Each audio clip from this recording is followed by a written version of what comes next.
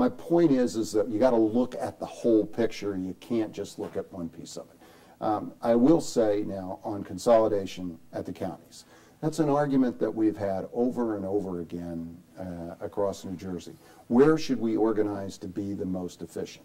And some people would argue that the counties are not necessary, that we ought to go with the 566 municipalities. Some people would argue that you could consolidate more effectively in emergency response and sewer treatment and all those kinds of things at a county level. And there's been that tension that's gone on for a very long time in this state, and people get angry because one seems to be dominating over another, and I'm sure the people in Westfield say, well, 22% of our tax bill is going there, and we don't see it, we don't manage it. On the other hand, I think it can be used, the county government can be used for consolidation of services. When we're talking about homeland security and protecting the folks that or in around Port Elizabeth and other things, it may actually be better to work with the county on those kinds of functions. Or on Route 22, where a lot of trucks are potentially bringing hazardous material, where they cross a whole series of municipal lines. And that's what we're trying to do, is encourage consolidation of some of those broader functions at the county level. And as you know, we're putting a lot of money into consolidation funds for communities, local communities. I'll give you a perfect example. Scotch Plains and Fanwood, which worked together way back in history, 100 years ago, split up, and you've got a lot of reasons to think that they should share a lot of services. Some people might say they ought to put all three of them together. So that, similar to here at Princeton Township, right? Princeton Borough. I mean, here, and by the way, this needs to be a small d democratic process. You can't impose that. But what we've tried to do is both use carrots and sticks to encourage people to look for, at a minimum, sharing of services. And there are lots of things, tax assessment, dog catchers, health departments, and other things that I think people could be more effective if we did those on a joint basis without having to give up their local identity. I use Princeton and Princeton Township, Princeton Borough, Princeton Township. They've had 3 votes on this. This is the borough is surrounded by the township. 3 times in the last 25 years they voted on this, and the public says no. But they also then don't like their property tax bills. So you got to look. There's trade-offs that we're going to have to face, and you need folks willing to stand up and say you could actually save money if you actually push forward with these kinds of... Well, Governor, there's an old adage that you're probably familiar with that says that high taxes don't redistribute income, they redistribute people. And you're reading a paper about businesses leaving New Jersey, high-income earners leaving New Jersey. I mean, so in a sense, we do compete with other states. No, absolutely. And as we don't only compete with other states.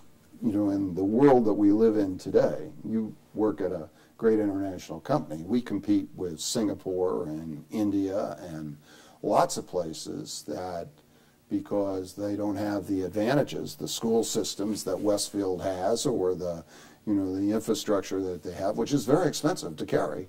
Because they don't have that, they compete very effectively. And the same thing happens in some regions of the United States. Mississippi doesn't pay as much for its education, nor does South Carolina or North Carolina, as we do here. And so we absolutely have to compete. And our tax structure, which, by the way, I'm right with the citizens, we've got to hold the line on it. We've got no new taxes in this budget. We had no new taxes in the second budget I put forward. We had a huge gap when I first came in, and we raised the sales tax.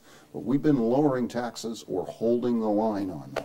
And I'm going to continue to do that, because we're up at the top of the list, and it does make us competitively disadvantaged if we keep pushing on that. And so we're gonna work to hold it down. Governor, how are you affected by state mandates? Just for example, in the town of Westfield, what we spend at the library, the increases is based on a formula dictated by the state on what we have to increase it. This year, in this fiscal year, we have to increase the spending there 7%. Yeah. That's just one example. That is a very good example that needs correction. We have legislation that I've put forward in the legislature to get that mandate taken off. And there are a number of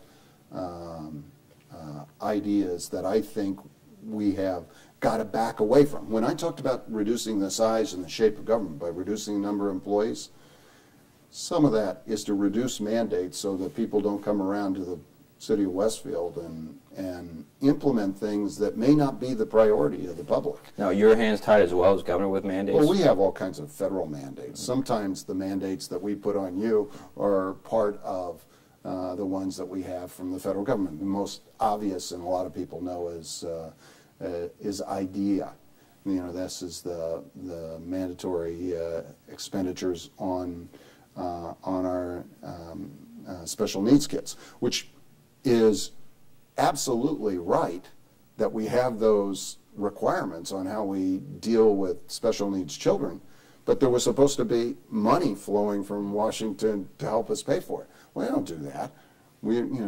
It was supposed to be 40% funded by the federal government. It's been 17% for the last 15 years, and we end up with a huge bill at the state level that then rolls down into local communities. And I could do that on No Child Left Behind. All good intention, but money didn't follow the mandate, and that's a problem. And it's a problem for the local communities in the state. We're trying to reduce the number of those. The one on the library is a perfect example. It is not, I am sure, the #1 priority. It's an important priority, but it's not the #1 priority. We put a cap on you, on your spending, at 4%. Why would we mandate a 7% increase in library spending? That's what we're wondering as well. I'm on your side, and we will try to get those. I think there's a waiver on that versus your 4% cap, but it doesn't make sense.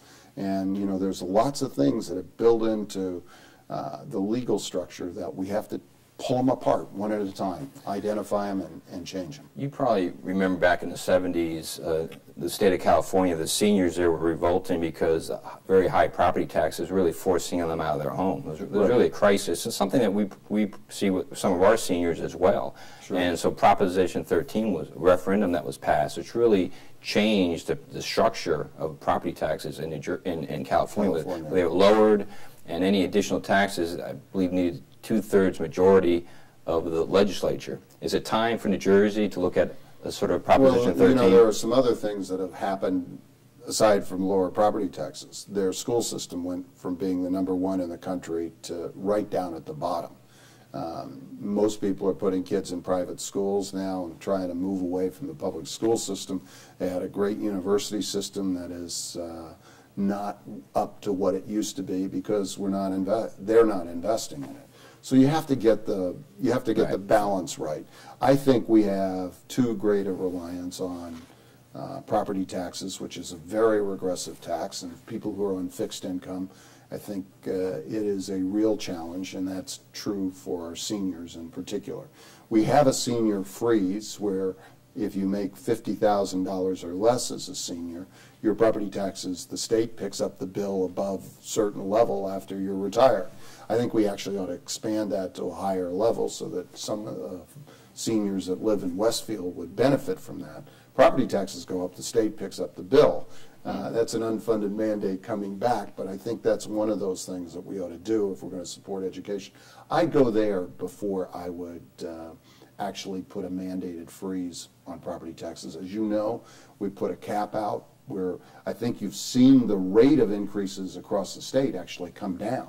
I think this year will be, you know, we haven't seen the numbers yet, and I got to cross my fingers, but hopefully we will be at that 4% cap. When I came in, we'd had 20 years minus 1 year where they've been growing at 6.5 to 7.5. We got to push them down towards 2 and 3%. I think sustained at a certain level. The public won't like them, but they will understand it. But it's got to stop growing at these compounded rates that double it almost every 10 years.